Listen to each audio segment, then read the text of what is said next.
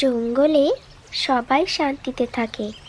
সেখানে থাকে চতুর লালু শিয়াল আর ছোট্ট বুদ্ধিমান টুনি পাখি।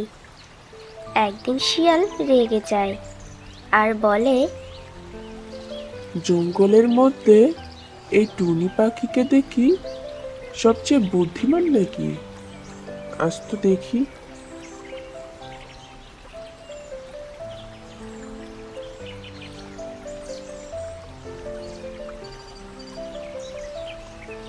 শিয়াল টুনি পাখির কাছে গিয়ে সকল পশু পাখির সামনে ঘোষণা দেয়, এই যে বুদ্ধিমান টুনি পাখি, আমি তোমার সব ডিম আজকে খেয়ে ফেলবো। দেখি আমাকে কে আটকায়। টুনি পাখি না রেগে শান্তভাবে বলে, শিয়াল ভাই, ডিম খাবেন? ঠিক আছে, আগে একটা খেলা খেলেন। এই জঙ্গলে যে সবচেয়ে বুদ্ধিমান সেই জিতবে। জয়ী হলে আপনি ডিম খাবেন, আর আমি জিতলে আপনি আর কখনো ডিম খাবেন না। ঠিক আছে, তোমার প্রস্তাবে আমি রাজি। আমি তো জিতবই, আর ডিমগুলোও খাবো। তুমি দেখে নিও। চলুন তবে খেলি। যে আগে ওই বটগাছটার ডগায় উঠবে সেই জয়ী হবে।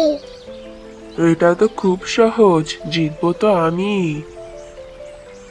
শিয়াল ভাই, গাছে ওঠা মানে দৌড়ে ওঠা নয়, উড়ে ওঠা।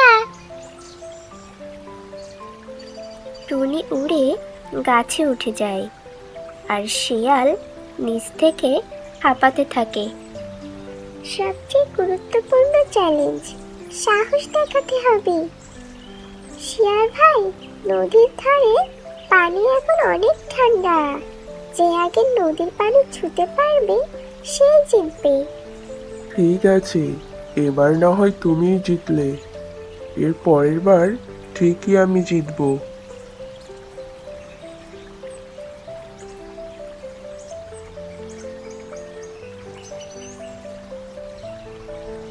শিয়াল নদীর পানি ঠান্ডা দেখে থেমে যায়, কিন্তু টুনি সাহস করে পানিতে হালকা একটু ডানা ভিজিয়ে নেয়। শিয়াল টুনির এমন বুদ্ধি আর সাহস দেখে লজ্জায় মাথা নিচু করে নেয়। টুনি, আমি তোমার মতো এত বুদ্ধিমান না, আর কখনো তোমার ডিম খাবো না। শিয়াল ভাই, বুদ্ধি দিয়ে বাঁচা যায়, ভয় দেখিয়ে নয়। এই যে টুনি, আমি আজ মানলাম তুমি এই জঙ্গলে সব থেকে বুদ্ধিমান। আমাকে একটু বুদ্ধি শেখাবে টুনি? শিয়াল ভাই, বন্ধুত্ব শিখলে বাকি সব শিখে যাবে। তারপর থেকে টুনি আর শিয়াল দুজন দুজনের খুবই ভালো বন্ধু হয়ে যায়, আর জঙ্গলে আবারও আগের মতো শান্তি ফিরে আসে।